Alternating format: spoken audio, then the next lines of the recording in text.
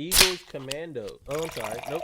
Bobby Slowik. So in one of the more egregious or pronounced fall offs over 365 days for a coach, it has to be Bobby Slowik, the offensive coordinator for the former offensive coordinator for the Houston Texans. Just last year, the Houston Texans made it to the AFC divisional game, if I'm not mistaken. And they lost. But CJ Stroud was a rookie. Tank Dell was hurt, but you saw the potential. Nico Collins was there. The defense was crazy. D'Amico Ryans was good, is a great coach. Like, you had all of these positives. And then this year, the defense got better, and the offense regressed heavily. Did it?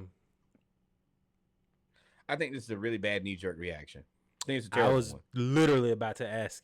I was literally about to bring that up. Like, you can't go stop from moving all the time. Stop moving.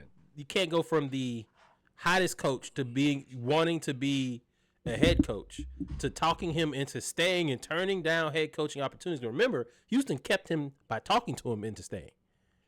And then, because he was on his way to Washington, if I'm not mistaken. And then you fire him a year later. I don't know if this is a knee-jerk reaction versus there's something that we don't know that may have happened in the locker room or something of that sort. Hey, whatever it happened, whatever it was, number one, your QB is going to have the sophomore slump that every QB has. Jay Daniels, it's unfortunate, but you up next. Then you lost Tank Dell. You lost Diggs.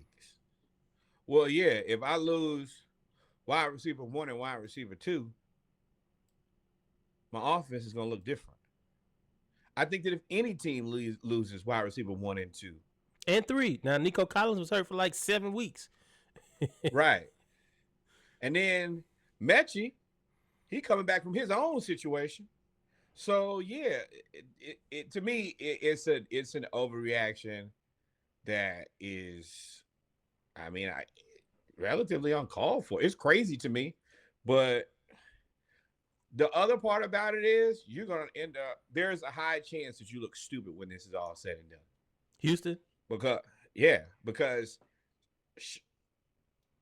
I take Slowik over Zach Robinson right now. I don't want to say that too loud, but.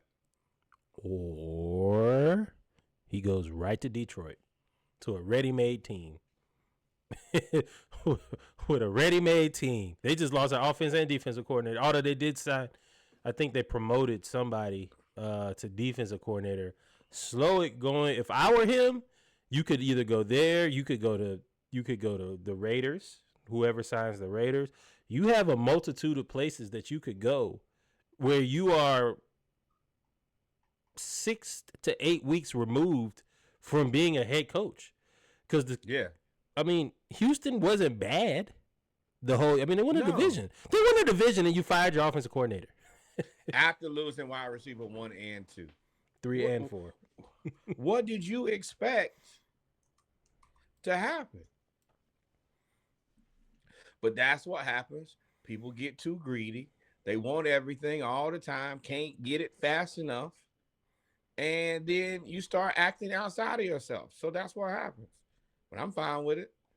Now, I hate that for D'Amico because I want to see him be successful. But that also requires patience. I say here, like, begrudgingly, but I mean it. Y'all got the knee-jerk reaction is rarely the answer. Rarely. That's why I said I think for D'Amico doesn't seem like a knee-jerk reaction guy. So this seems like there may have been a rift in the locker room between somebody and somebody. And it was a forced, like, I have to make this move.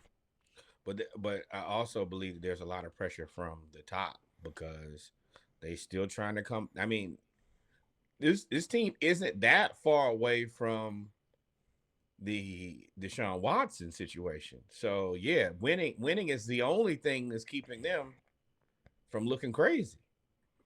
Well, let me tell you what you're not going to do that everybody else is figuring out. That man in Kansas City going to get a lot of people fired. if that's what that is. Because at the end of the day, bro, that's your barometer. Like, you have to measure yourself up against Kansas City, and can you challenge Kansas City? They're there. They can challenge Kansas City. They challenged Kansas City and felt like they were wronged in the game just this year. They felt, and they really could have won the game. And now you fired the offensive coordinator. I think they put like 30 points on them. I don't know who you go get. That's the thing I'm trying to figure out, because a lot of people been snatched up already. And the timing of this was weird. You did this after everybody else had been fired. You waited a whole game. Like, not my problem. It's tight. It's tight. Wait, hold on. What should they do? Like, follow, subscribe. Thank you, my friend. We in for it.